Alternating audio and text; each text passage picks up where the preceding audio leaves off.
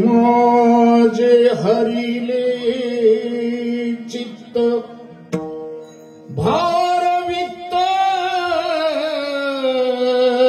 विसरली, आता कैसी जाऊ घरा नोहे बरा हा लौकिक पारखियांच्या सांगता गोष्टी घराची कुटी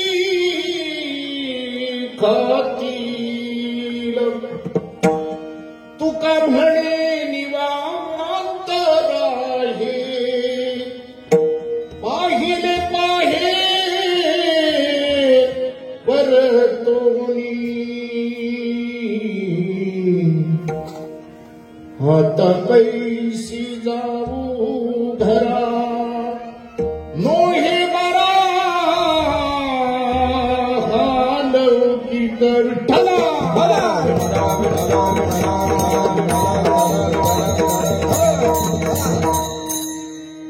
ब्रह्मानंदं परमसुखदं केवलं ज्ञानमूर्ति द्वन्द्वातीतं गगनसदृशं तत्त्वमस्यादिलक्षणम् एकं नित्यं विमलमचलं सर्वैः साक्षीभूतं भावातीतं त्रिगुणरहितं सद्गुरुं नमामि। श्री सीतानाथ समारंभा श्रीरामानंदारि मध्यमा श्री साधु बाबा पर्यंता वंदे गुरु परंपरा। अखंड मंडलाकारं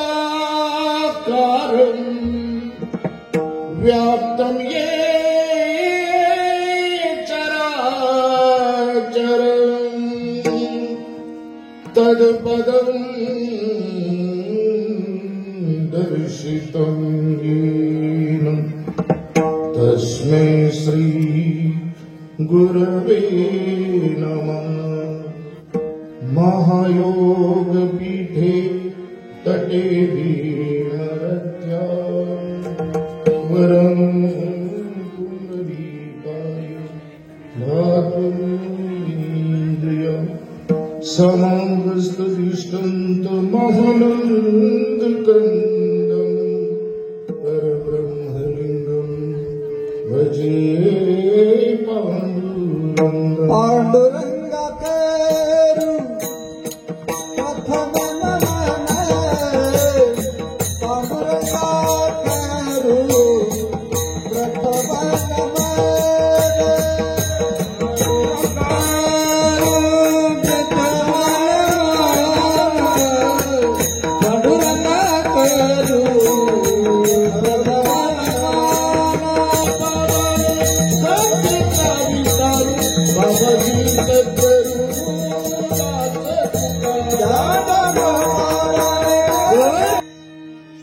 समस्त निंबाळकर वाणी आणि कार्तिक स्नानाचा पूर्ण एक मास भगवंताच्या सेवेसाठी आणि आज त्या नाम यज्ञाची सांगता काल्याच्या कीर्तनाने ऐका।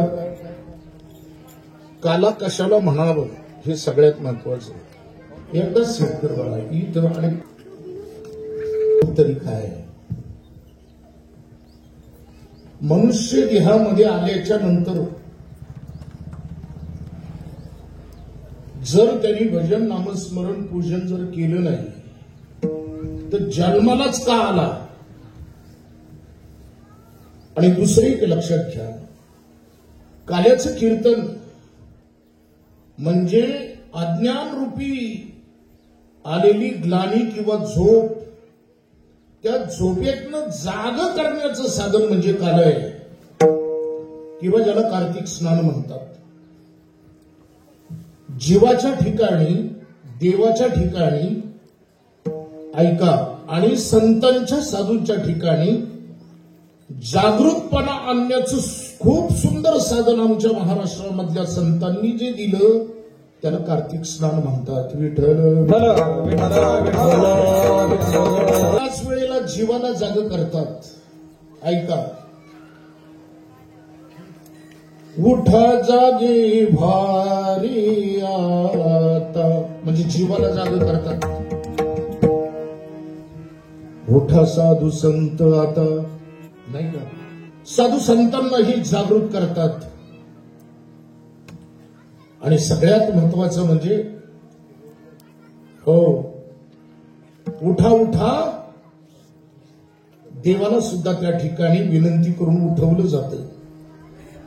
आणि ही परंपरा लक्षात घ्या, इतर कुठंही नाही, फक्त आणि फक्त महाराष्ट्रामध्ये एवढी सुंदर सगुण भक्ती की त्या भगवंताला रोज नटावं, सुंदर त्याला चंदनाचा गंध लावावा, सुंदर हार, सुंदर वस्त्र, अलंकार, आणि त्याच्या सगळ्यात महत्वाचं म्हणजे पादस्पर्श झाल्याच्या नंतर आपल्या शरीरामध्ये निर्माण होणारं चैतन्य, त्या 1 महिन्याच्या पूर्ण सेवेचं परिपक्व फळ म्हणजे काल्याचं कीर्तन. ते प्रसादाचं कीर्तन आहे. प्रसादाने एक लक्षात घ्या, संपूर्ण आपलं शरीर आणि शरीरामध्ये असणाऱ्या वृत्ती या सगळ्या पवित्र करण्याचं काम एकमेव जगामध्ये प्रसाद करतो. आणि म्हणून त्याला प्रसाद म्हटलेले ऐका. आणि म्हणून हे प्रसादाचं कीर्तन आहे.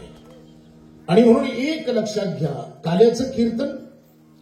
आता आपण पाहतोय की राजकारण इतक्या खालच्या थराला गेलं की जाती जातीमध्ये संत वाटून घेतले, जाती जातीमध्ये पुढारी वाटली गेली, जाती जातीमध्ये क्रांतिकारक वाटून घेतले. पण काला एक लक्षात घ्या, आमच्या वारकरी संप्रदायामध्ये सर्व समाजाने एकत्रित यावं आणि तो संवाद करावा. तो कोणता? करू आवडीने वाद, तुमच्या सुखाचा संवाद. सगळ्या समाजाने, सगळ्या जातीने, सगळ्यांनी एकत्रित यावं, त्याला काला म्हणतात. विठ्ठल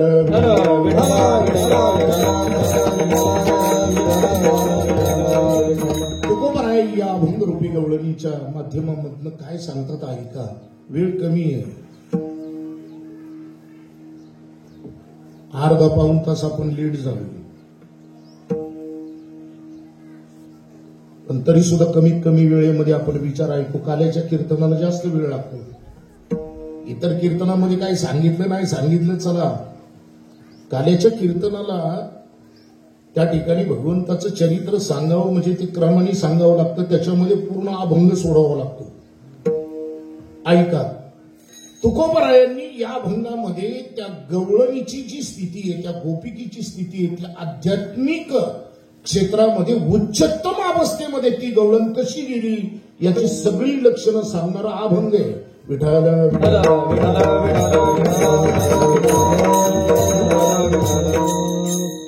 हरिने माझे हरिले चित्त. मला सांगा, या शरीरामध्ये सगळे काय अवयव तुम्हाला सांगता येतील? हृदय सांगता येतील, फुफ्फुस सांगता येईल, लिव्हर सांगता येईल, किडनी सांगता येईल, पण या शरीरामध्ये मन नावाचं जे इंद्रिय आहे ते सांगता येईल का? कुठे?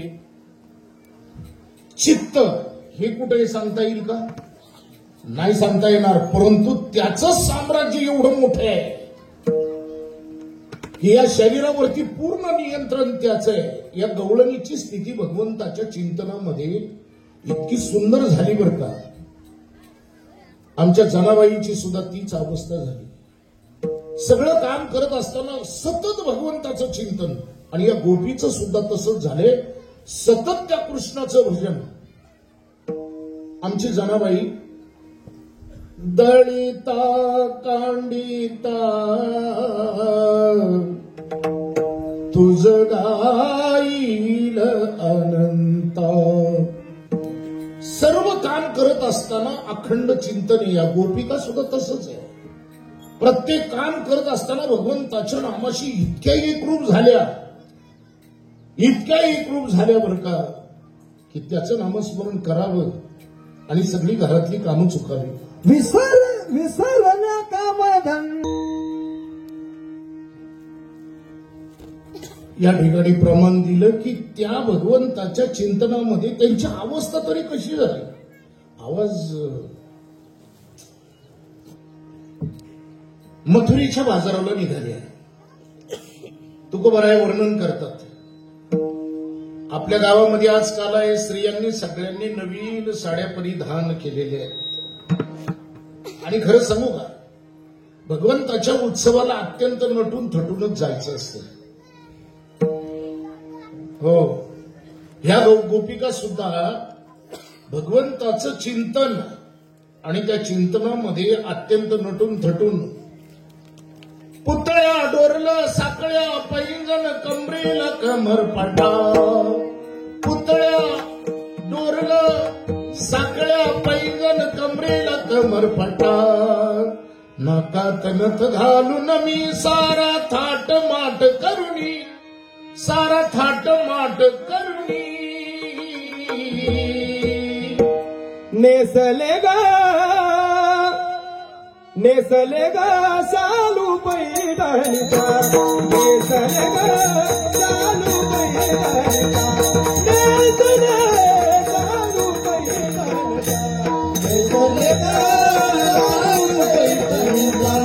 नेसले ग सालू पैठणीचा. अगदी थोडा थोडा स्पर्श करत जाऊ आपण. ऐका, बाजारामध्ये या गवळणी आल्या. आता बाजारामध्ये दहीदूध घेऊन बसल्याच्या नंतर व्यावहारिक दृष्ट्या त्यांनी हे म्हटलं पाहिजे ना की गोविंद घ्या का दही घ्या. गोविंद घ्या कोणी दामोदर घ्या गे. त्या बाजारामध्ये आपण बघा, भाजी विकायला जरी बसलो ना तरी आपण काय म्हणतो, अवलय ताजी भाजी आहे मेथीची, आत्ताच आणली घ्या.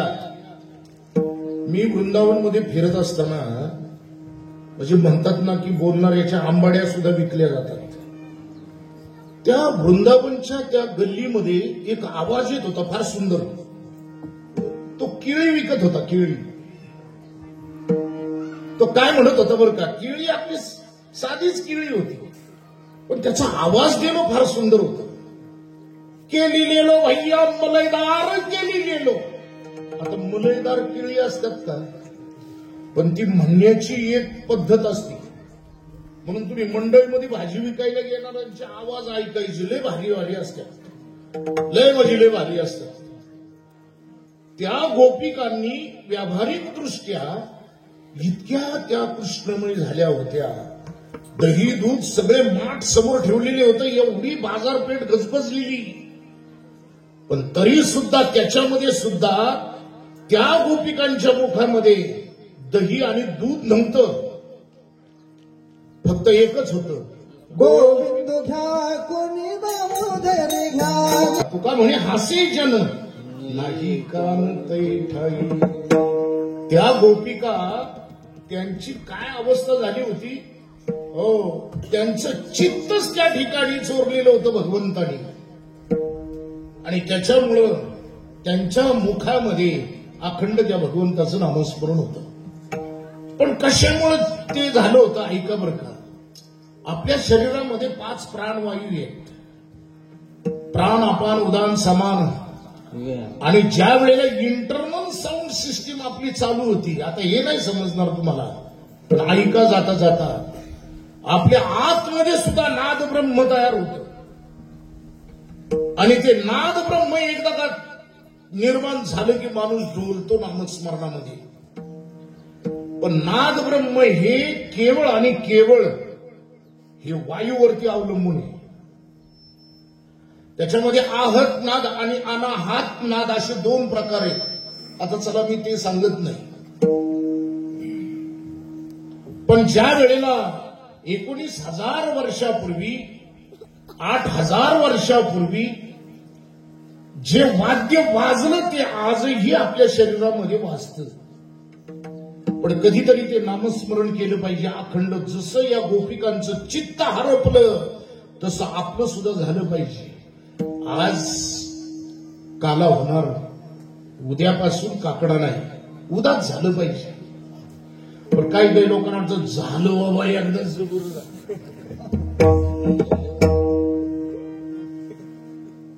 काही काही माणसं कशाने टेन्शन मध्ये येतील आणि कशाने सुखावतील हे सांगता येणार नाही. माझ्याकडे सकाळी एक जण आला, म्हणलं काय रे काय झालं, दार काढायला आला. मी म्हणलं बाळू काय झालं रे, लय टेन्शन मध्ये म्हणलं आज. मी म्हणलं काय झालं, टेन्शन म्हणजे काय घडलं का, नाही म्हणले पोट साफ नाही झालं. तो कशाचं टेन्शन येईल हे सांगता येणार नाही सध्या. म्हणून एक लक्षात घ्या की आतमध्ये ज्या वेळेला हे ब्रह्म तयार होतं, नाद ब्रह्म, ऐका नीट, त्या नाद ब्रह्मामुळे या गोपिकांचं चित्त हरवलं होतं. कोणत्या, आहारे सावळिया आहार सावळिया कैसी वादुली वादुली आहार सावळिया वादुली वादुली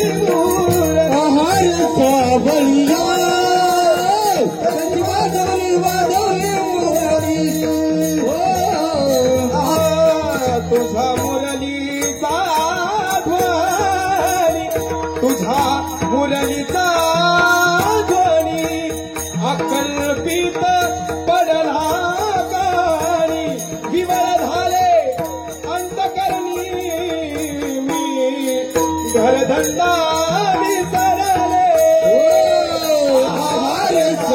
त्या मुरलीच्या नादाने सुद्धा त्यांचं चित्त त्या ठिकाणी हरपलं होतं. आणि ऐका काय झालं, त्या बाजारामधनं ह्या गोपिका पुन्हा एकदा सायंकाळच्या वेळेला घराकडे निघाल्या बरं का. फार सुंदर आहे, ऐका. हरिणी माझ्या हरिले चित्त, भार वित्त विसरली. डोक्यावरती असणाऱ्या दह्या दुधाच्या माठाचा भार विसरल्या. वित्त म्हणजे पैसा, ऐका. म्हणजे याचा अर्थ ज्या नाशिवंत गोष्टी आहेत त्या सगळ्या विसरल्या. डोक्यावरचा भार विसरल्या आणि पैसाही विसरल्या. इतक्या एकरूप झाल्या की घराकडे निघताना आता बाकी त्या वाट सुद्धा त्या ठिकाणी चुकल्या. असं होतं बघा कधी कधी. आपण जर कीर्तनाला जर गेलो आणि एकाग्र चित्तेने जर कथा किंवा कीर्तन श्रवण केलं ना, तर घरी जाताना आपल्या मनामध्ये ते मनन चालतं. आणि ते मनन होत असताना कधी आपण रस्ता चुकतो हे सांगता येत नाही, लक्षात घ्या.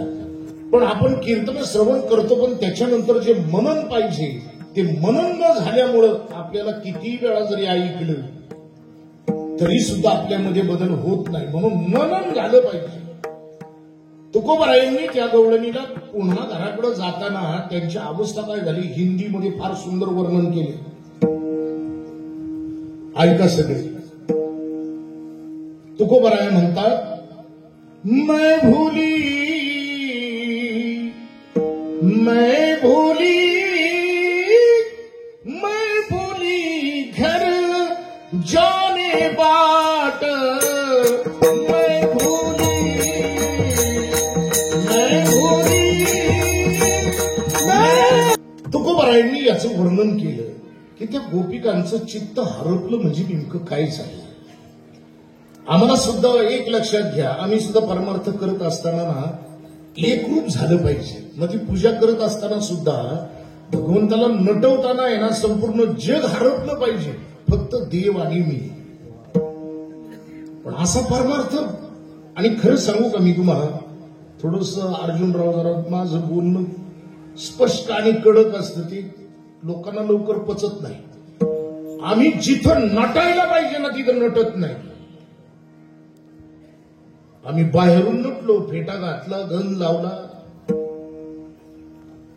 पण अंतरांगामध्ये आम्ही नटायचं तसंच राहिलो. लक्षात घ्या, तिथं नटलं पाहिजे. आणि तिथं ज्या वेळेला आम्ही नटू ना त्यावेळेचा आनंद वेगळा आहे, त्यावेळेचा आनंद वेगळा आहे. पण ते अंतरंगातलं ते पाहण्यासाठी जसं आपलं मुख पाहण्यासाठी आरशाची गरज आहे, तसा अंतरंग आमची अवस्था पाहण्यासाठी ग्रंथाची आवश्यकता आहे. जोपर्यंत आम्हाला ग्रंथ समजत नाही तोपर्यंत आम्हाला संत समजणार नाही, आणि जोपर्यंत संत समजत नाही तोपर्यंत आम्हाला भगवंत समजणार नाही. कबीर महाराज फार सुंदर म्हणतात, मुखडा देखने वाली जरा दर्पण में हो, देख ल कितने पड़े हैं कितने पाप तेरे आंगन में, देख ले दर्पण में. पण अलीकडं काय होतंय, अलीकडं वरवरनं आम्ही फार मोठे अधिकारी दिसतो, पण कृती बाकी इतकी हीन असती. आणि म्हणून तुका म्हणे स्वय व्हावे तरीच महिमा कळोई. या गोपिकांचं तसं नव्हतं महाराज. या गोपिका इतक्या एकरूप झाल्या की त्या भगवंताच्या नामामध्ये आणि स्मरणामध्ये इतक्या एकरूप झाल्या की डोक्यावरचं वज सुद्धा जाणवत नव्हतं. पैसा वगैरे संसार सगळ्या विसरल्या. आणि म्हणून तर अभंगाच्या पहिल्या हरिने माझे हरी रे चित्ता, हरिने माझे हरी रे चित्ता, हरिने माझे हरी रे चित्ता,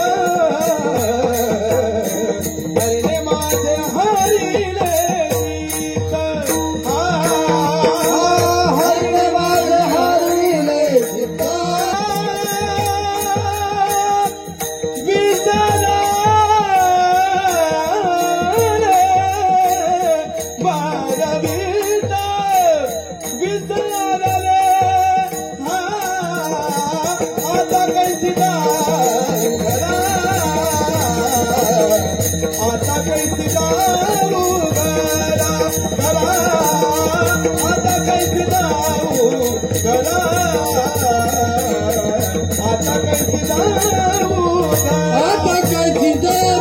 भगवंताच्या नामस्मरणामुळं त्याच्याशी एकरूप झाल्यामुळं काय झालं बघा. पहिल्या दोन गोष्टी आहेत. एक तर डोक्यावरचा भार विसरल्या, वित्त विसरल्या म्हणजे पैसा विसरल्या. आपण कुठेही जरी गेलो तरी हे विसरत नाही. कथा में दो चीज बहुत जल्दी आती है. कौन सी? एक तो कभी निद्रा देवी आएगी, वो बोल नहीं सकते, और कभी मनीराम आएगा, वो बोल नहीं सकते.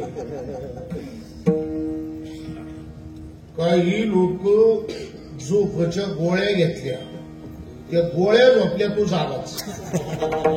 पण आमच्या कीर्तनामध्ये गोळी न घेता या ठिकाणी झोप येते.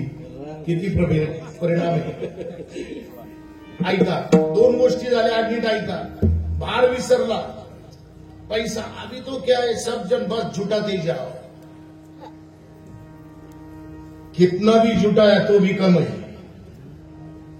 पण एक सांगू का तुम्हाला, करोनाने सगळ्यांना आपल्याला शिकवलं. दौंडमधनं माझ्याकडे 20 लाख रुपये घेऊन एक प्रगतशील शेतकरी आला. म्हणजे काही करा महाराज, पुढं तरी मला ऍडमिट करून घ्या. 20 लाख आणले होते.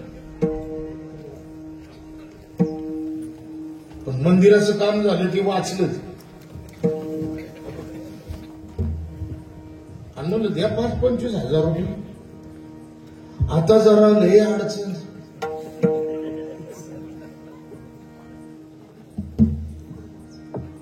हे सांगू का तुम्हाला, आमच्याकडे 3ऱ्या पिढीला श्रीमंती राहत नाही. गुजराती, मारवाडी, पंजाबी, सिंधी बघा जाऊन 12 पिढ्या श्रीमंती. का?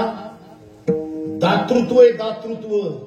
आणि त्याच्यामुळे संपत्ती त्या ठिकाणी. सांगू का तुम्हाला,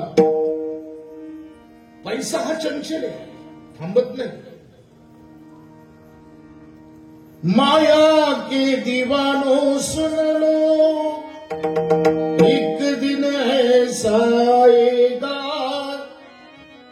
धन दौलत और माल खजीना यही पड़ा रखे जाएगा. का जाणार आहे वरती घेऊन? बरं, मला एक प्रश्नाचं उत्तर द्या. या जगतामध्ये आम्ही आलो म्हणजे आमचा जन्म झाला. पहिलं वस्त्र आमच्या अंगावर कोणतं आलं? बाया माणसं सांगा. बाळाच्या अंगावर जन्मल्या कोणतं वस्त्र असतं? बाळूत. बरोबर ना? बाळू त्याला खिसा आहे का? नाही. म्हणजे त्याने काय आणलं नाही. आणि जाताना मैतीच्या वेळेला मांजरपाट कापड असतं, त्याला किती किस्सा असतात. माझं एक युट्यूब वरती भजन आहे, ऐका कधीतरी. प्रत्येकाला असं वाटतं की मी 400 वर्ष जगणार आहे. म्हणजे महाराज चला वारीला. म्हणले आता एवढ्या वेळेला पुढच्या वेळेला नक्की येऊ. रिटायर होतं कुठं तरी 5-10-20 लाख रुपये मिळतात, ते मी गोळ्या बिस्किटाचं दुकान टाकून बसतो. ते काय कीर्तनाला नाही वारीला नाही. म्हणजे पैसे कमवण्याच्या विरोधात मी असं काही समजू नका. मला तर निष्क्रिय वृत्तीचा त्या ठिकाणी विद्यार्थी अजिबात आवडत नाही. माझ्याकडे जेवढेही विद्यार्थी येतात, पहिलं त्या ठिकाणी त्यांनी कार्यक्षम झालं पाहिजे, भीक मागत सुटलं नाही पाहिजे, स्वावलंबी परमार्थ केला पाहिजे. हा मुलगा आहे ना, सेगड कॉलेज मधनं इन्फॉर्मेशन टेक्नॉलॉजी मध्ये फर्स्ट क्लास पास आउट आहे. आणि तुम्हाला दुसरंही सांगतो मी की ज्या वेळेला महाराष्ट्रामध्ये लावणी भुल्ली अभंगाला हे नाटक जी मधु कांबेकर करायची, ते वास्तव आहे. काय वास्तव आहे ती स्टोरी? की ज्या वेळेला पुण्यामध्ये पेशवे राज्य करतात आणि त्या पेशव्यांच्या पदरी एक शाहीर येतो आणि एक नर्तकी येते आणि राज्यकारभार पुण्याचा पूर्ण ढासळतो, याच्यावरती ते घडलेला प्रसंग आहे. पण त्या लावणीला आमचा अभंग कसा श्रेष्ठ ठरला, ढोलकीला मृदंग कसा श्रेष्ठ ठरला, ते संपूर्ण महाराष्ट्रामध्ये वाजवले ती यांनी वाजवलेले हे निरंजन धावडे होणे आणि कांचन ट्रेडर्स. फार मोठा बिझनेस त्याचा आहे. मला याचा अभिमान आहे. म्हणून एक लक्षात घ्या, परमार्थ करत असताना स्वावलंबी झालं पाहिजे. आणि स्वावलंबी ज्या वेळेला परमार्थ करू ना, त्याच्यातला आनंद वेगळा आहे. नीट ऐका. छोटी सी जिंदगी, मी स्वतः स्वरबद्ध केलेली त्याला. छोटी सी जिंदगी, छोटी सी जिंदगी, फिर क्यों मगरूरी करना.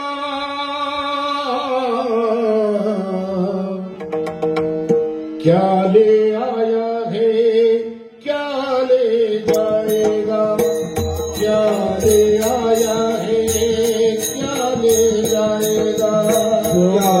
सगळे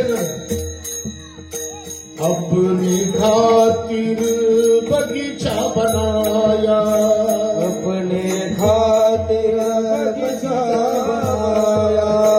बगीचा इसका मतलब क्या है? बगीचा इसका मतलब धन दौलत प्रॉपर्टी, गाड़ी बंगला. और उसी बगीचा में हम घूम रहे हैं. लेकिन सुनो, कबीर महाराज बोलते हैं, अपने खातिर बगीचा बनाया, सब ही छोड़कर मरना रे, सब ही छोड़कर मरना रे. चाले आया है, चाले जाएगा, चाले आया है. काहीच घेऊन जाता येणार नाही महाराज. मला सांगा, इथून दुबईला जायचं म्हणलं ना, लय जवळ आहे दुबई. तर त्या दुबईमध्ये आपले पैसे चालत नाही, त्यांचं चलन घ्यावं लागतं. आपल्याला मेल्याच्या नंतर परलोकात जायचंय, ते लय लांब आहे. मग तिथं कोणती करन्सी चालती? तिथं करन्सी ही चालती नामस्मरण, दान, धर्म, आचरण, सदाचार, सदविचार ही चलन चालतं तिथं आणि ते कमवणं गरजेचं आहे. आणि तो जर पूर्वी असं म्हणायचं माडीचं घर बैल बिल बारदाना लई मोठा असायचा ना, श्रीमंत म्हणायचो आपण. आता ती व्याख्या गेली. ऐका नीट.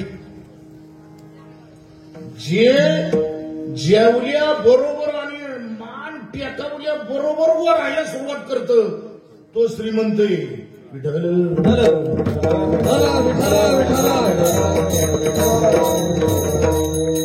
ऐका. तुकोबराई या गवळणींचं वर्णन करताना आता बघा, त्या डोक्यावरचा भार विसरली, पैसाही विसरली. आता ऐका, आता रस्ता सुद्धा विसरली. ऐका. आणि त्याच्यानंतर एक महत्वाचे लौकिकत्व आता तिला अजिबात आवडणार. प्रत्येक माणसाला असं वाटतं की मला कुणीतरी माझी स्तुती करावी, कुणीतरी मला मोठं म्हणावं. नारळ नाही दिला तर राग येतो. खरं काय. पण आता या गवळणीला लौकिकत्व सुद्धा अजिबात आवडत नाही. मी त्या खाली मराठवाडा सोलापूर तिकडच्या भागात जातो ना, बुलंद आवाज बरं का, दाढी बिडी वाढलेली, ते पक्का शेंदूर थापलेला. आणि मी म्हटलं की यार एवढे मोठे होल्डिंग लावलेले कोण आहे राव. म्हटले तो एखाद्या संघटनेचा अध्यक्ष आहे, पक्षाचा कोणतरी. म्हणले नाही. म्हणले मग कोण आहे. म्हणजे काय माहिती कोण आहे. म्हणजे तिथल्या लोकांना सुद्धा तो कोण आहे माहित नाही. आणि बुलंद आवाज. आपल्याला सुद्धा फ्लेक्स वरती जर आपला फोटो नसेल तर आपण किती थायथाईट करतो ना. कशाचं आले. अरे यहाँ कोण बडा है, यहाँ कोण बडा है. मला आज पुरस्कार मिळणार आहे. त्या लोकांनी मला सारखे फोन करतात, महाराज तुमचा बायोडेटा पाठवा, बायोडेटा पाठवा. मी म्हणलं अरे कशाला बायोडेटा. तुम्ही मला पुरस्कार देणार आहे, मला पत्र दिलं, तुम्ही माझ्यातलं काय जाणलं. नाही म्हणजे आम्ही लय लोकांकडनं ऐकले. म्हणलं तेवढंच बाद झालं. नाही म्हणले पाठवाच एकदा. आणि त्यांना आता पाठवलं तर 55 पुरस्कार मला मिळालेले आहेत. आता कोणता कोणता वाचणार. पण एक लक्षात घ्या, याच्याही पेक्षा सगळ्यात महत्वाचं, यहां जिसका कर्तव्य बड़ा है वही बड़ा है. बहुत पैसे वाला है बड़ा. कबीर महाराज बहुत सुंदर बोलते हैं, बड़ा हुआ तो क्या हुआ, जैसे पेड़ खजूर, पंछी को तो छाव नहीं, फल लागे अति दूर. खजुराच्या झाडासारखं ना सावली ना फळ काढता येणार अशी मोठी माणसं असतात. मी ऐकलं की काकड्याला सगळ्या वाडीतल्या लोकांनी फार मोठी मदत केली. आमच्याकडे मंदिर बांधायला काढलं. आणि श्रीमंत माणूस गावातलं म्हणलं यायला ह्याच्याकडेच थोडासा भांडारा मिळेल काहीतरी. ती उलकुले हुशार असतात, त्याच्याशिवाय ती मोठी झालेली नसते. अर्जुनराव काय म्हणले ती, म्हणजे मंदिर बांधायचे का, ठीक आहे काय काळजी करू नका, मंदिराला अख्खी फरशी माझी. म्हणजे मंदिर काय होत नाही. सगळ्यात शेवटचा आयटम फरशी.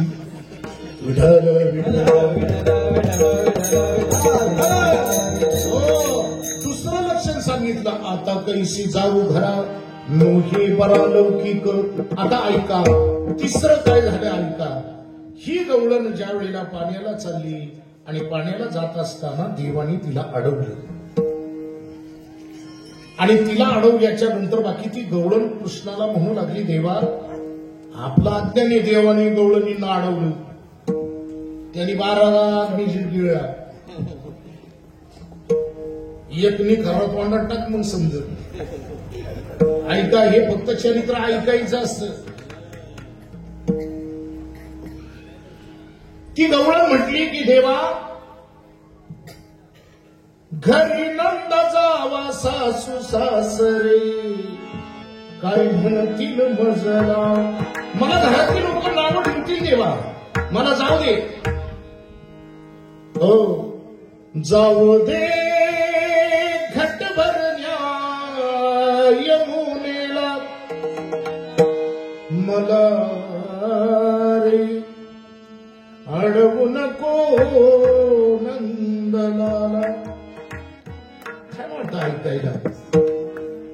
काही लोक म्हणतात की नाही त्या चाली कुठल्या पिक्चर मधल्या, अरे पिक्चर मधली एक एक चाल बसवायला ती आजे आतुल आहे ना 6-6 महिने गाशी त्यात,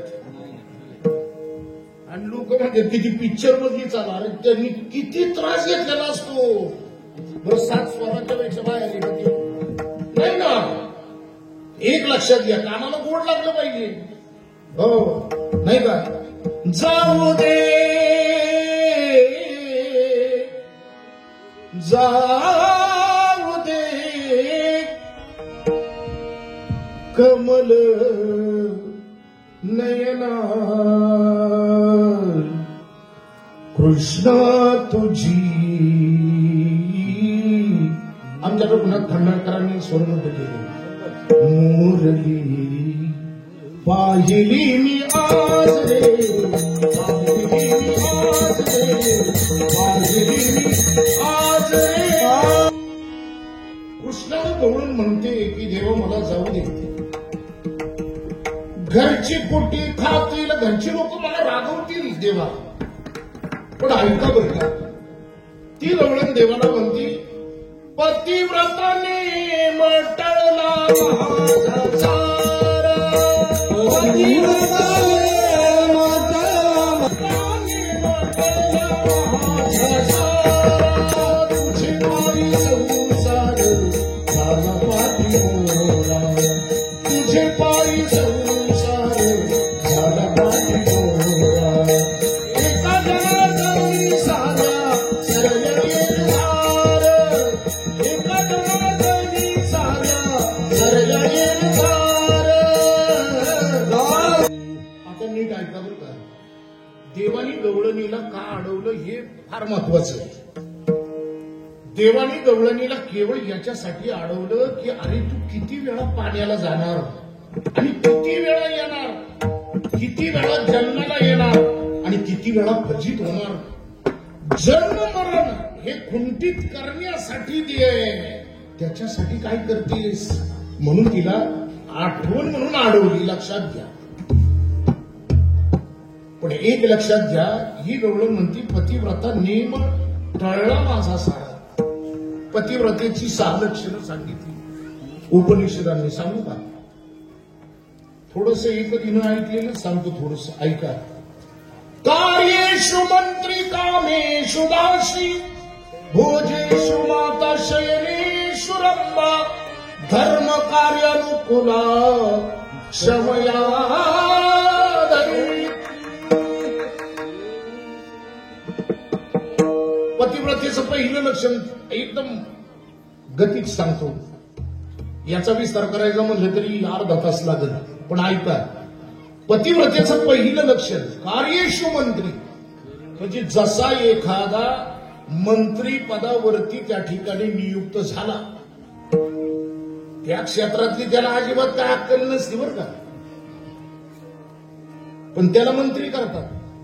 पण माहिती असतं की तिथं जे IAS ऑफिसर असतात आणि ते सचिव असतात त्यांचे, तर जसं ते सचिव त्या कायद्यामध्ये बसल हा सगळा त्या ठिकाणी अभ्यास करून त्या मंत्र्याला सुचवत असतात योग्य.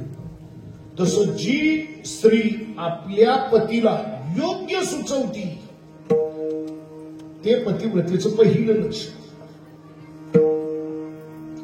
नाही तर बोरगडी मागायला आली काकडीची, म्हणले रामभाऊ काकड्याची वर्गणी. रामभाऊनी लगेच कोपरीत हात घातला. समोरच मंडळ होतं. हो थांबा जरा. झालं.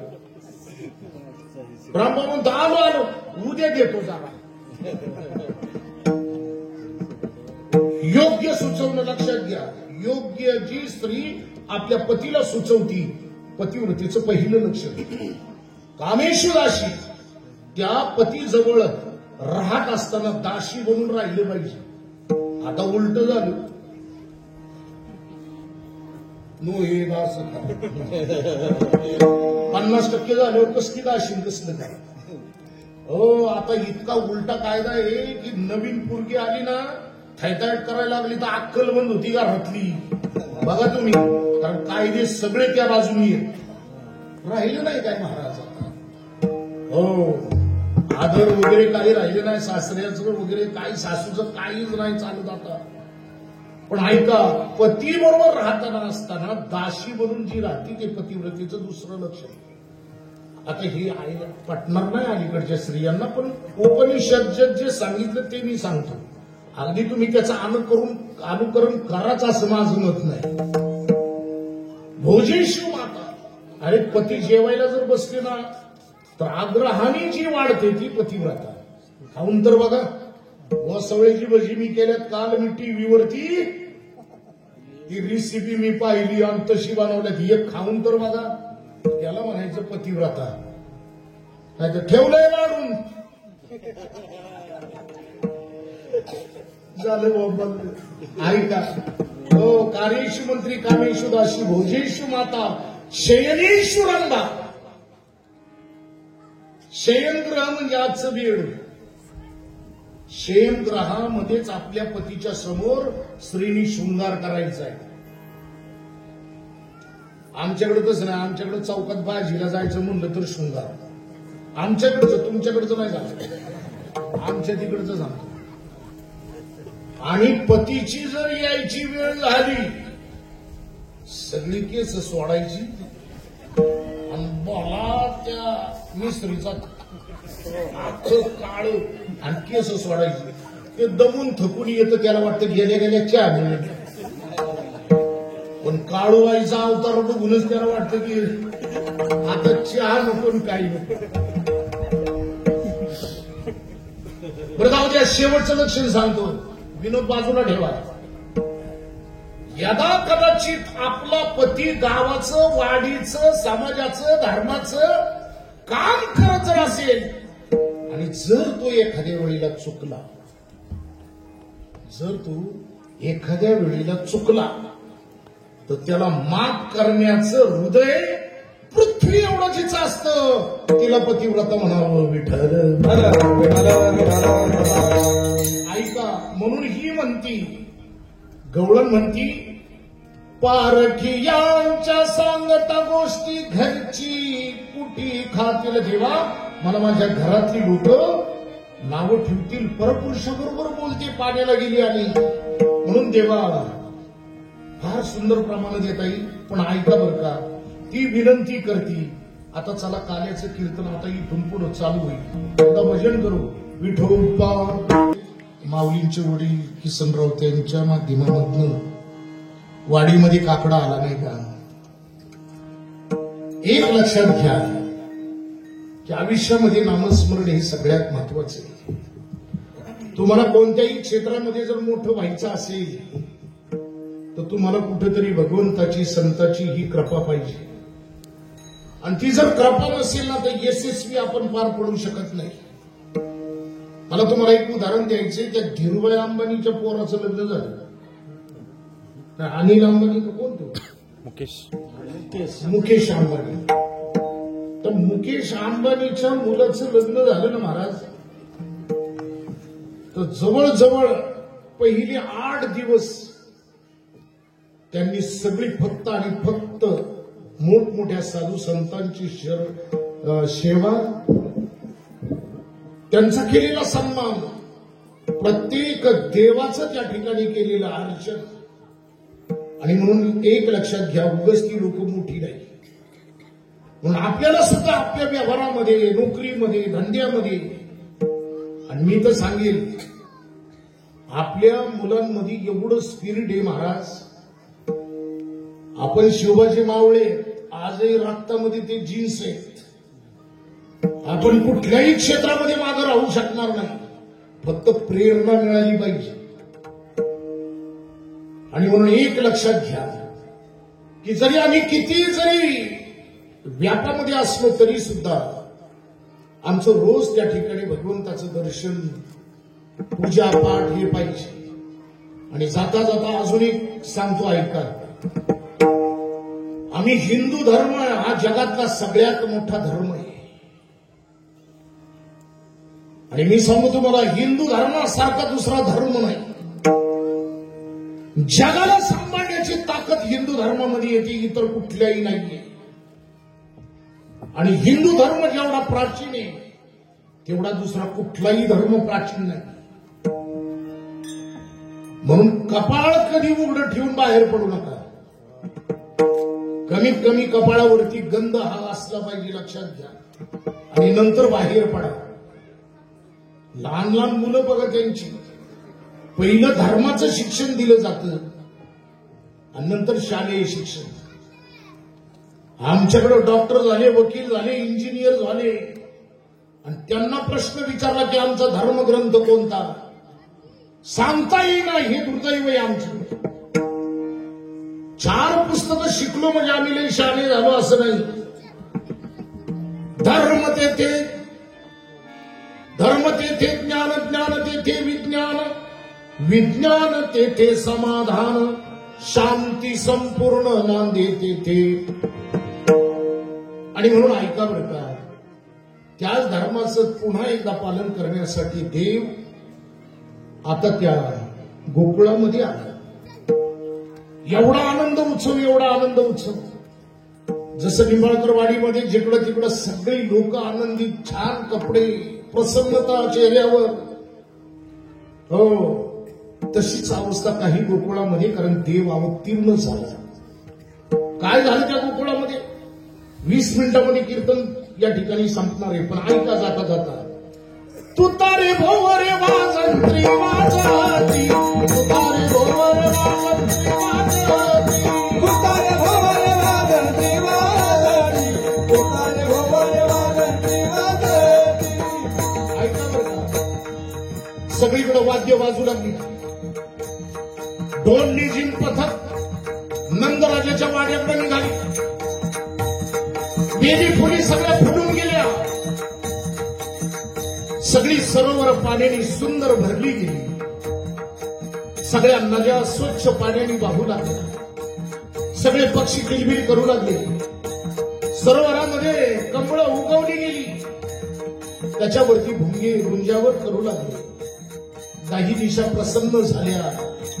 देव आला.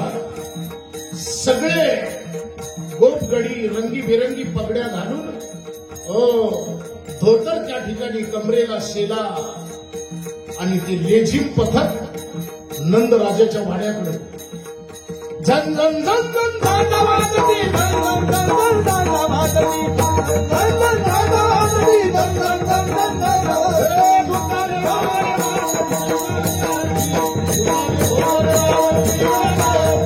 तुतारे भोवरे वाजंत्री वाजती, तुतारे भोवरे वाजंत्री वाजती, तुतारे भोवरे वाजंत्री वाजती, तुतारे भोवरे वाजंत्री वाजती. आकाशामध्ये सगळे देव, विमानांची गाठी झाली आणि सगळ्या गोकुळामध्ये सगळ्या रस्त्याने केशराचे सडे पडले. काही दिशेला थंड आणि सुगंधी वारा सगळ्यांना सुख देत होता. पुष्पवृष्टी आकाशातून होत होती. आकाशामध्ये रंभा अप्सरा नाचू लागल्या. का? तर एवढं सुंदर रूप याच्या अगोदर देवानी घेतलं नव्हतं. ते सगून साकार रूप पाहिलं आणि मेनका सुद्धा नाचू लागली. थै थै थै थै अप्सरा नाचती, थै थै थै थै अप्सरा नाचती, थै थै थै थै अप्सरा नाचती, थै थै थै थै अप्सरा नाचती. तुतारे भोवरे वाजंत्री वाजती, तुतारे भोवरे वाजंत्री वाजती, तुतारे भोवरे वाजंत्री वाजती, तुतारे भोवरे वाजंत्री वाजती.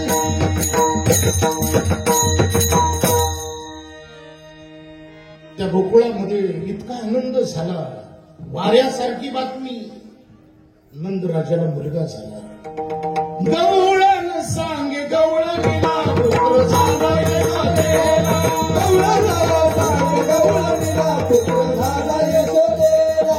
पुत्र झाला यशोदेला, पुत्र झाला यशोदेला, पुत्र झाला यशोदेला, पुत्र झाला यशोदेला. एक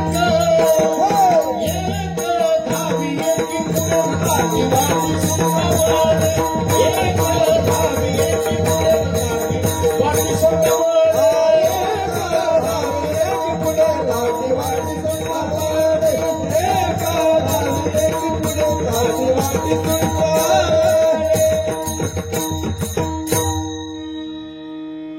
नांदेडच्या गवळणी सुद्धा माहेरी आल्यात आज इथं. मला काय माहिती की त्यांचं माहेरी. हो, सुईनीची गलबल झाली, दासी जणी हे घाली. आमच्या बोडकीन आलीची पण ती एक पोरगी आहे, तिचं नाव मला माहित नाही. मी आल्यानंतर तिला पाहिलं, ती म्हणजे महाराज मला इथं दिलंय. म्हणलं वा छान. ऐका बरं का, देव आता आला आणि लगेच थोडासा मोठा झाला, रांगू लागला. आता थोडस ऐका. आपण काय म्हणतो, मुलाचे पाय पाळण्यात म्हणे, तर त्याचं काय अर्थ आहे? मुलाची मुठी झाल्यानंतर त्याची लक्षणं सगळी लहानपणी दिसतात. त्याच्यातली थोडी लक्षणं मी सांगतो, ती ऐका. पोटाने जर पूर्ण सरकायला लागलं तर समजायचं अप्पलपुटी होणार. आणि उजव्या गुडघ्याने जर पुढं सरकलं तर पुढचंच होणार. हो, पण एक लक्षात घ्या, त्याची लक्षणं सांगितलं. काय सांगितलं लक्षण? तळफेत हात हात टेकीत हात टेकीत गुडघ्याला रांगत, गुडघ्याला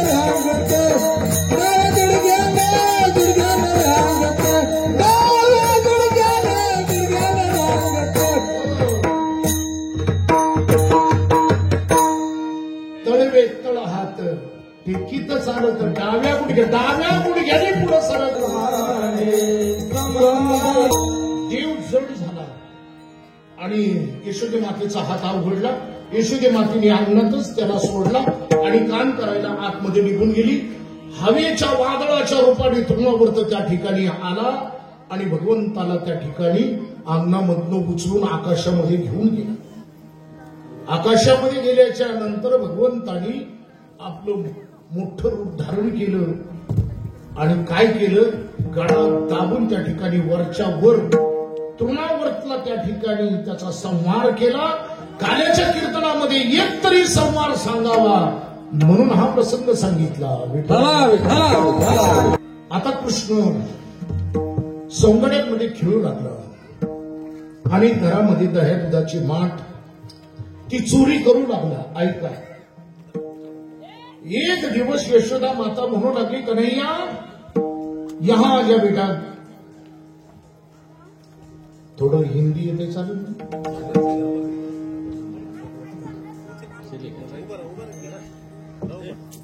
बोले काना,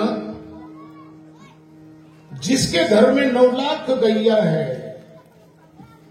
उसके घर में दूध की कुछ कम है नहीं, तो दूसरों के यहां चोरी क्यों करता है बेटा? आ, तुझे माखन चाहिए ना, मैं खिलाती हूं. आणि यशोदे मातेने त्या ठिकाणी घुसळायला सुरुवात केली.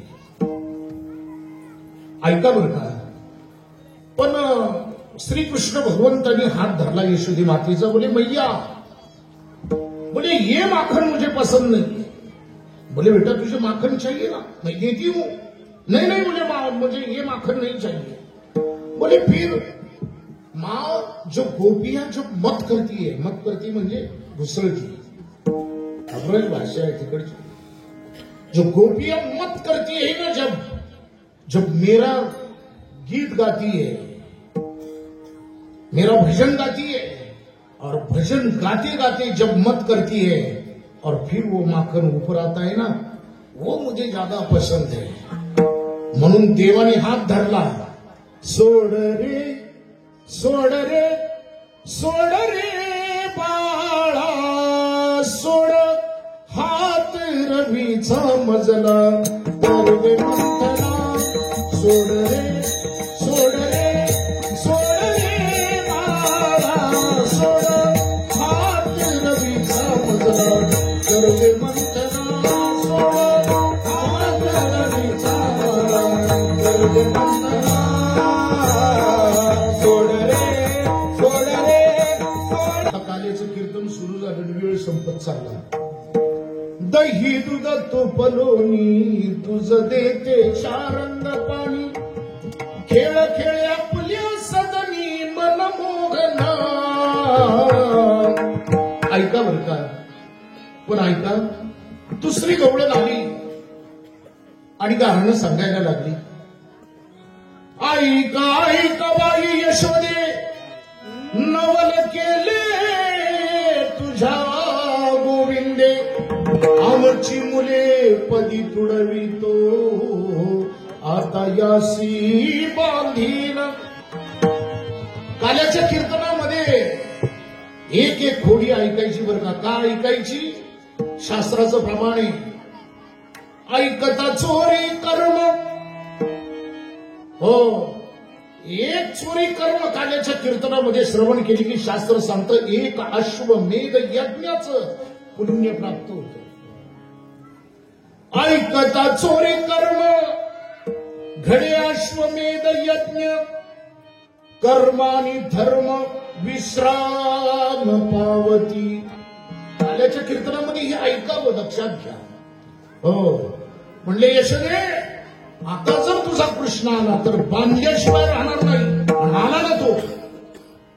बांधा उकळाला याला, बांधा उकळाला धराग याला, नंदाच्या पोर याला बांधा उकळाला, नंदाच्या पोर याला बांधा उकळाला, बांधा उकळाला याला, बांधा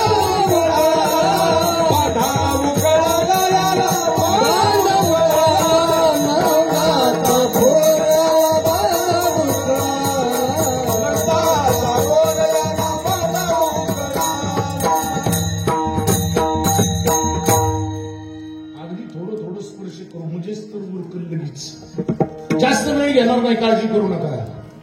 10 मिनिटात आता कीर्तन संपवणार. असं करून तुम्हाला 1 तास मी तुम्ही पण नाही, कारण ते अर्जुन माझ्याकडे बघायला लागले. ऐका, कालेचं कीर्तन फार सुंदर आहे महाराज. पुढं काय पुढं काय ऐकावं असं वाटतं. दुसरी गवळण आली. ऐका, दुसरी गवळण आली आणि म्हणू लागली, परवालावच्या घरा यशोदे तुझा कृष्ण आला होता. दारी निजला होता म्हातारा, घेऊन ताकाचा डेरा, स्वैरात्यावरी फोडला. आमचं म्हातारा वस्त्री झोपलं होतं. आता मला सांगा, वयस्कर माणूस देव त्याच्या डोक्यात डेरा घालील का? देवाला कळतं का नाही? कळतं का नाही? देव घालील का? देव आहे कसा आहे वयस्कर माणसाच्या, पण घातलं ना राव. पण म्हातारं कोण होतं ती ऐका. काकडा सोडून ज्या दिवशी झाला म्हाताऱ्याने घर सोडलं आणि रानातल्या पडाळीवर झोपायला गेलं, म्हणजे टाळ कुट्यांचा त्रास होता. निवार 2 भाकरी दुधात चुरून हाणायचं म्हातारं. दिवसभर झोपायचं, रात्रीचं बी झोपायचं. पण सांगू का तुम्हाला, त्याच वयामध्ये काळ कधी येईल हे सांगता येणार नाही. मृत्यूना विचारी गुण दोष न म्हणे, देश विदेश न पाही, रात्रंदिवस करी नाश तात्काळ. पण देवानी का जाग केलं? अरे बाबा, आता काळ येण्याची वेळ झाली, सावध हो, उठ. म्हणून ताकाचा डेरा घातला. ऐका, पुन्हा दुसरी गवळण तार सप्तकामध्ये आली. घोड्या सांगायचं म्हणजे ती 1 तास सांगितलं. ऐका, पण बाकी यशोदा माता म्हटली की काय तुम्ही सारखं माझ्या मुलाबाबतीत सगळं सांगता, खोटं टाट काट काहीतरी येऊन सांगताय माझ्या घरी, नका आळ घेऊ बाळा, आळ घेऊ बाळा, आळ घेऊ बाळा, नका आळ घेऊ बाळा, नका आळ. सगळ्याच जणी तुम्ही असं करता, जा तुमच्या घरी. पण ऐका, पुन्हा 1 जण आली.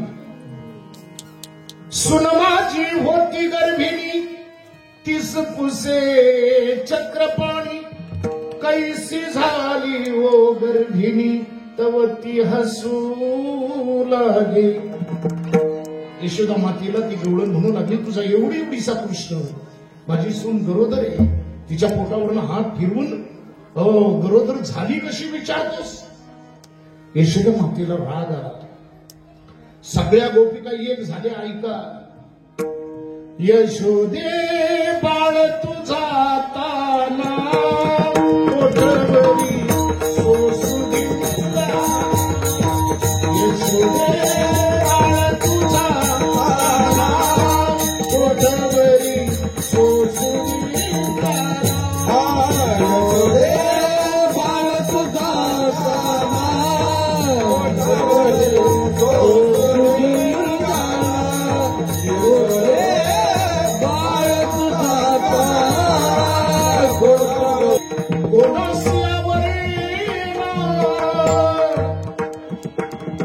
यशोदा माता म्हटली, कृष्णा सगळी लोक नावं ठेवायला लागली बाळा. बस आता एक काम कर, आपल्या गाया घे आणि रानात जा. कृष्णाची सगळी तयारी केली. पण मंडळी ऐका, कृष्णाला एवढा यशोदी मातेने नटवला.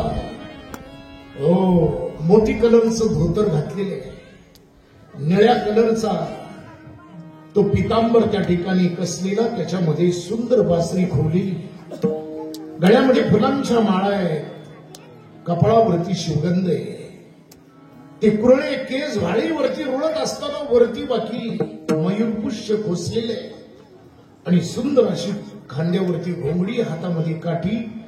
आणि कृष्ण आता तो गाया वळायला गेला, लगेच गेला, कारण आता वेळ नाहीये. गाया घेऊन रानात आला रे आला की त्यांनी खेळ सुरू केले. नीट ऐका, काहींच्या जीवनामध्ये मी बघतो ना गायन येत, ना ताशा वाजवता येत, ना ढोल वाजवता येत, ना पकवाद येत, काहीच येत नाही. मी सांगू का तुम्हाला, या 3 गोष्टी येणं गरजेचे आहेत. एक कुठली तरी हस्तकला पाहिजे. हस्तकला म्हणजे हे सगळं आलं, सुतारी काम आलं, लवारी काम आलं, काहीतरी कारागिरी पाहिजे. वायरमन, फिटर, हस्तकला त्याला म्हणतात. जीवनामध्ये कुठलं तरी एक वाद्य वाजवता आलं पाहिजे.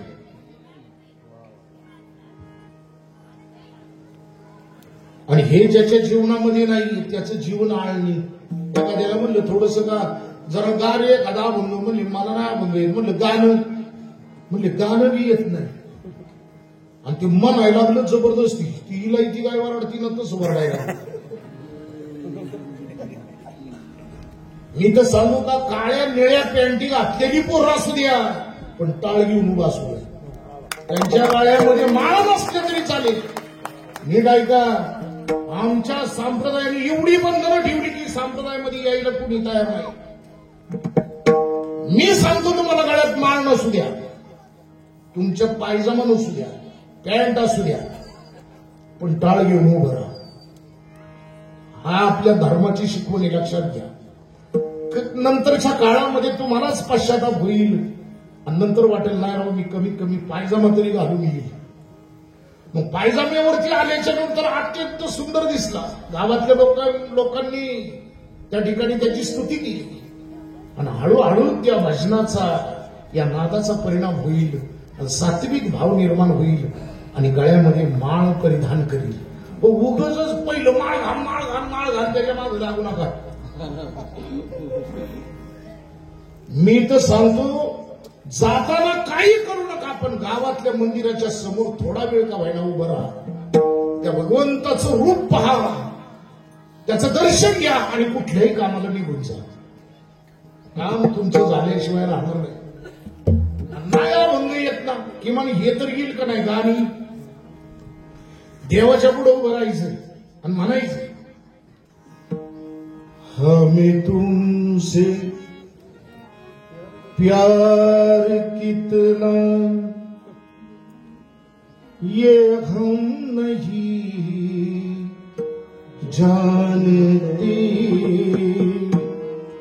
मगर जी त्याच्याशिवाय जगू आपण.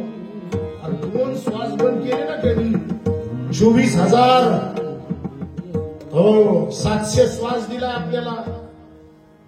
त्याच्यातले 2 बंद केले ना तर डोळं पांढर होतो. मगर जी नाही सकती तरी सुद्धा एका भाव तयार होतो अंतःकरणामध्ये. तुमच्या डोळ्यामध्ये अश्रू आल्याशिवाय राहणार नाही. बस भाव निर्माण होणं गरजेचं आहे. आणि म्हणून एक लक्षात घ्या की तो आला म्हणून मी सांगितलं कुठलं तरी एक वाद्य, कुठली तरी एक हस्तकला आणि कुठलं तरी एक स्पोर्ट्स म्हणजे खेळ पाहिजे. काही ना कबड्डी सुद्धा खेळता येईना, खो खो माहित नाही. कसलं जीवन हे राव. अरे मारेगा जोर तो बनेगा मोर, नाही तो सब लांडोर.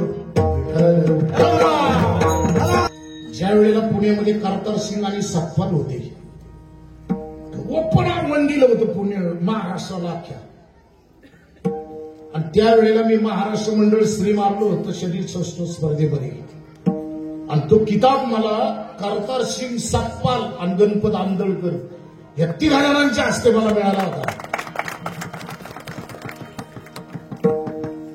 1979 ते 86 पुण्यातले सगळे टायटल मारले आणि नॅशनल आवड आहे मला. सिल्वर मेडल स्विमिंग मध्ये. पण स्विमिंग टँक मध्ये मला फी भरायला पैसे नव्हते. आणि प्रॅक्टिस कुठे केली मित्रांनो सांगू तुम्हाला. खडकवासला धरण नदी आणि कॅनॉल. आणि त्याच्यात सिल्वर मेडल मिळालं.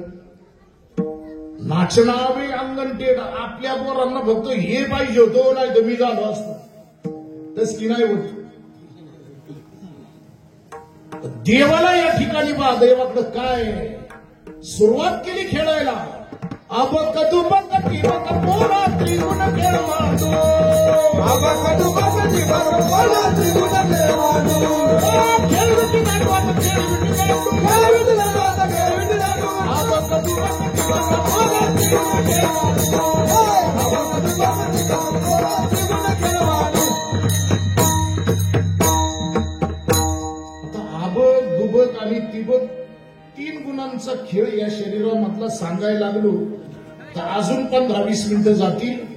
आणि याच्यामध्ये बिट्टी कशाला म्हणायचं, दांडू कशाला म्हणायचं, गर कशाला म्हणायची याचा विस्तार आता करत नाही.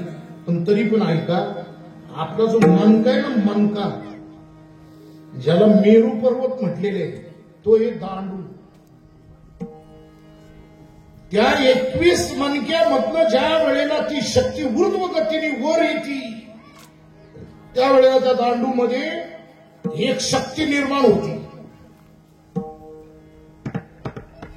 आणि जी इट्टी आहे ना, जी गल आहे मुलाधार चक्रापाशी आणि विट्टी आहे ती 3.5 वेटळे घालून असणारी जी कुंडलिनी आहे. आणि म्हणून एक लक्षात घ्या, हे सगळ्या गोष्टी खेळल्या पाहिजे. दुसरा खेळ सुरू झाला. हो खेळ खेळ भौरा ग बाई, भौरा ग बाई, भौरा ग बाई, भौरा भौरा ग बाई, भौरा ग बाई, भौरा ग बाई, भौरा राधिकेचा नवरा, राधिकेचा नवरा, राधिकेचा नवरा, राधिकेचा नवरा. खेळ भौरा ग बाई, भौरा ग बाई, भौरा ग बाई, भौरा ग बाई, भौरा ग बाई, भौरा ग बाई, भौरा. सगळेजण म्हणते की कधी एकदाच संपतंय. तुम्ही खेळ वाढवले. खेळ मांडला लगोरी. आता खरी कालेची मजा आहे. पण जाऊ द्या, ऐका, सगळे खेळ खेळून झाले. ऐका, पण गाया लहान गेल्या. कुठं कात्रज. आता दुपारच्या दरम्यान ज्याच्यावर राज्य आलं त्यांनी बोलून आणायचं किती अवघडी. त्या गाया काही साध्या नव्हत्या, तुमच्या आमच्या सारख्याच होत्या. आता इथं कीर्तनात लगेच चौकात आलोच.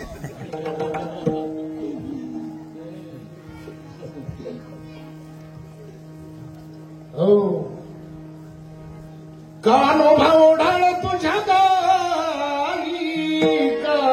उभा वढाळे सगळी इंद्रिये. हो, पण ऐका बर का, याच परमार्थामध्ये कीर्तनामध्ये आल्याच्या नंतर काय होतं, ही वढाळ असणारी इंद्रिय भागवतामध्ये सुंदर भूमी आहे. कोणत्या स्थितीमध्ये घेऊन जातात ऐका. इंद्रिय दोन्ही चित्ताची ठाई, चित्त लावावे चैतन्याची ठाई, तेने चिन्मात्र ठसावे पाही, देहत्व देही स्मरेण. या नाव समाधी. त्या अवस्थेपर्यंत कीर्तनामध्ये कथेमध्ये मनुष्य जातो आणि म्हणून त्याचं आयोजन आणि नियोजन आहे. तमाशा असते आपण नाही का म्हणत, जाऊद्या रातभर किती बी. पण एक सांगू का तुम्हाला, लहानापासून मोठ्यापर्यंत एकत्रित बसून मोक्षापर्यंत जाण्याची स्थिती या कीर्तन व्यासपीठाची आहे. जगातली सगळी व्यासपीठं किडीने खाल्ल्यात, एकच व्यासपीठ जे कीर्तन व्यासपीठ आहे ते जगाचा उद्धार करण्याची क्षमता आहे. कारण कीर्तन चांग,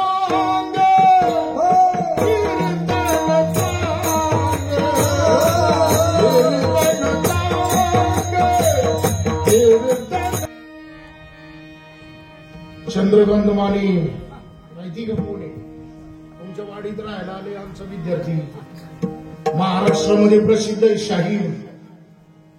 उद्धव ठाकरेंनी सुद्धा आहे ना पाठीवर थाप मारली.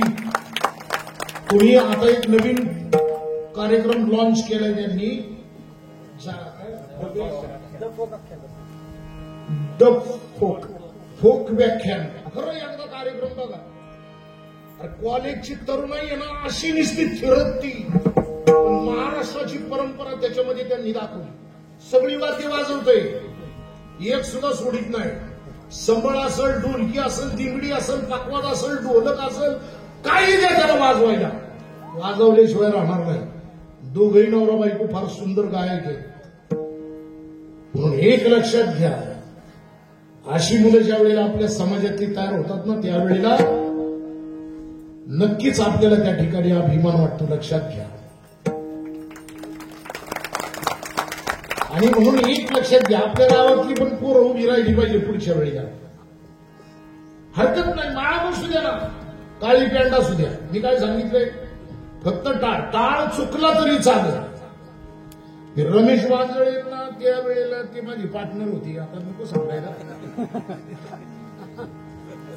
ते जे भाषण करायचं ना ते सगळं मी शिकवायचो त्याला. त्यावेळेला मी नगर शेवगन तो आमदार. पण मी त्यांना म्हटलं की बाबा हे नुसतं शोबाज नको, तर याचं कुठंतरी आपण त्याच्यामध्ये कृती केली पाहिजे. म्हणून पहिला टप्पा मी वाल ते लोणंद पायी दिंडीमध्ये चालवलं. आणि त्यांना म्हणलं आज प्रवचन तुमचं. आणि म्हणले मी खाली बसलो की मला बोलता येत नाही. ती म्हणलं उभं राहून प्रवचन काय हरकत नाही. पण असं ते त्या ठिकाणी अख्ख्या रस्ते जाम. मला सांगायचं का ऐका, हळूहळू सगळ्या गोष्टी पैलवानगडी. माझी ज्या वेळेला आयऱ्यामध्ये भाषण झाली त्यावेळेला ते पायजमा फाटल्याला त्या किटल्या. म्हणले राव महाराज आम्हाला शिकवा ना. त्यावेळेला ते एनडीए मध्ये ते ज्यूस बार होता त्यांचा. मला काय सांगायचंय, संगत संतन की करले, जन्म का सार्थक कछु करले, उत्तम नरदेह पाया प्राणी. तुम्हाला असं वाटत असेल की आपल्याला हे जमणार आहे का? तुम्ही उद्याचे लय मोठे कीर्तनकार व्हाल, फक्त तुम्ही इकडे या. नाही झालं तर मग बोला. संतोष पायपुढे चिंचच्या तालमीत पैलवान. पण 2 वर्ष माझ्यापाशी इतका त्रास काढला महाराष्ट्राने. आज महाराष्ट्रामध्ये नाव आहे. ही सगळी मुलं आमचे विद्यार्थी कीर्तनकार आहेत. आणि म्हणून माझी विनंती आहे, येत्या 10 डिसेंबरला आमच्या सद्गुरू साधूबाबा महाराजांच्या त्या संस्थांचा सप्ताह सुरू होतोय. आणि 17 तारखेला त्याची सांगत आहे, 18 तारखेला काल्याचं कीर्तन आहे. महाराष्ट्रामध्ये 18 संस्था आहेत. पण तिथं आमचे विद्यार्थी सगळे पाहिला या. आमची मुख्य संस्था आहे त्याच्यावरती तुमच्या माऊलीला आम्ही कार्याध्यक्ष म्हणून घेतलेले, लक्षात घ्या. लय मोठी जबाबदारी आहे. कोकणापासून तर विदर्भापर्यंत आश्रम आहेत. कधीतरी एकदा 7 दिवसामध्ये कधीतरी एकदा पाहिलं या सप्ताह कशाला म्हणतात. आमच्या तिथं कुणीही बाहेरचा माणूस नाहीये. जेवण बनवणारे आचारी सुद्धा आमचे विद्यार्थी, इलेक्ट्रिशियनचं काम करणारा विद्यार्थीच, पकवाद वाजवणारा विद्यार्थी, गाणारा विद्यार्थी, कीर्तन करणारा विद्यार्थी, झाडू मारणारा सुद्धा विद्यार्थी आणि खरकट काढणारा सुद्धा विद्यार्थी आणि संडास साफ करणारा सुद्धा आमचे विद्यार्थी. हे आमच्या संस्थेचं कधीतरी एकदा या. आणि आपल्या भागातली जर मुलं असतील आणि ज्या मुलांना शिकायच्या त्यांनी नक्की माझ्याकडे या. 1 रुपया फी नाही. उलट त्याच्या अडचणीच्या वेळेला मी त्याच्या मागे उभा राहील. पण कधीतरी शिकायला या. काय लांब गेल्या सगळे म्हणायला लागले, राव भुका लागले, आता भात झालं देवा. आणि मग सगळ्यांनी शिदोऱ्या एकत्र केल्या. फार सुंदर प्रसंग आता मी सांगत नाही, पण काल्याचं कीर्तन शेवटच्या क्षणाला खरं सार असतं. किती अधिकार होता त्या सौगड्यांचा त्या कृष्णावरती. वाकड्या बोबड्या पेंद्या साधी गावळ्याची पोरं, पण त्यांच्यावर देवाने किती प्रेम करावं. एक लक्षात घ्या, ज्यांचं गुष्ट देव खातो हे सगळे प्रसंग शेवटच्या क्षणाला येतात. पण चला सगळ्यांच्या शिदोऱ्या एकत्र केल्या आणि त्या एकत्र केल्याच्या नंतर देव म्हणू लागला, आता हेची जेवू, आता हेची जेवू.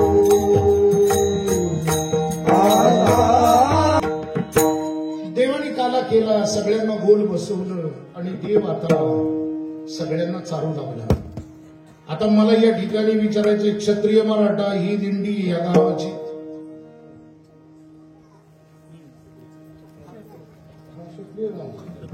मला माहितीये ना, आमच्याच दिंडीतून क्षत्रिय मराठा जन्माला आलाय.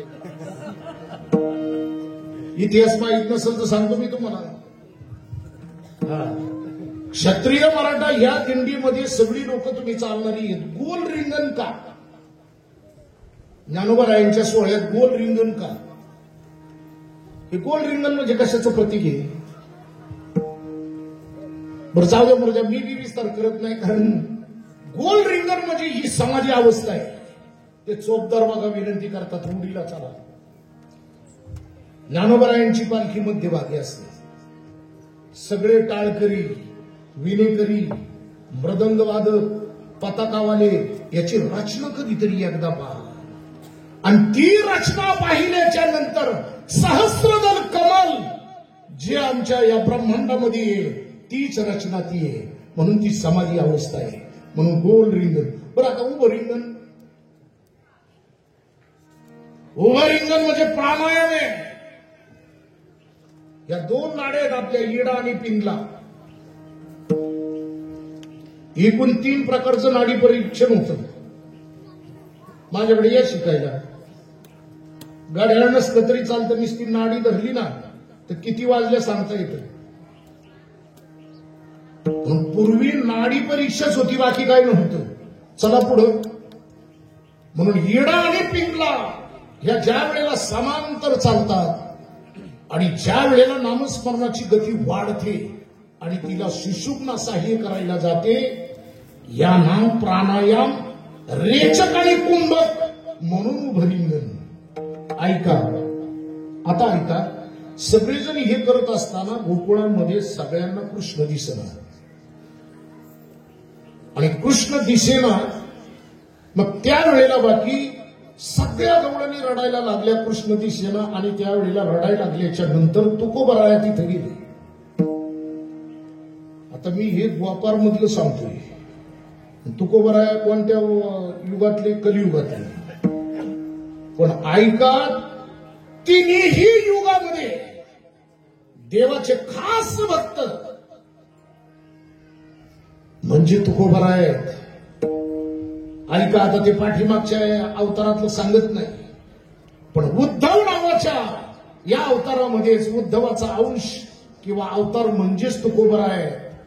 पण त्या गोकुळामध्ये गोपिकांना सांगायला गेले आणि तुकोबराया म्हटले की बाई गोपिका रडू नकोस, तू का म्हणे निवांत राही, तू का म्हणे निवांत राही, तो का म्हणे निवांत राही, तो का म्हणे शेवटची वायरवी ऐका, शेवटची चाल होईल, हंडी फुटल, प्रसाद वाटला जाईल, आलेल्या पाहुण्यांचा या ठिकाणी सन्मान होईल आणि त्यानंतर महाराणे निवांत राही, तू का म्हणे निवांत राही, तो का म्हणे निवांत राही, तो का म्हणे निवांत राही.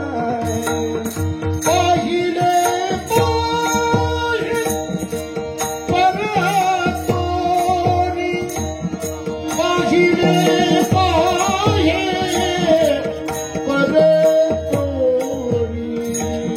आता कैसी जाऊ आता कैसी जाऊ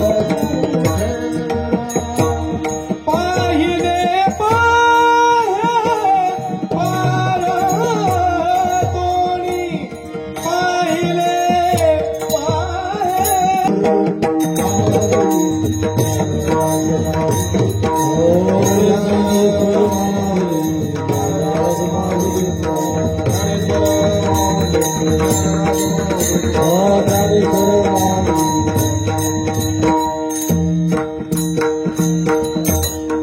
आता विचार, त्या माठामध्ये लाह्या कशाचे, तांदळाचे, तुम्ही मका घ्या, उडीद घ्या, बाजरी घ्या, ज्वारी घ्या, सगळं घ्या, प्रत्येक धान्याला डोळा आहे.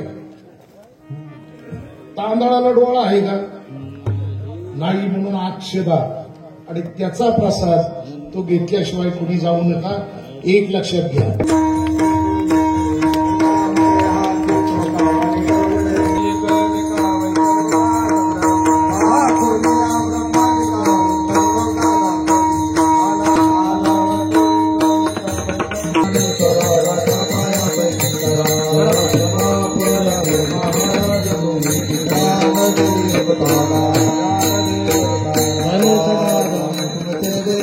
मध्ये आरती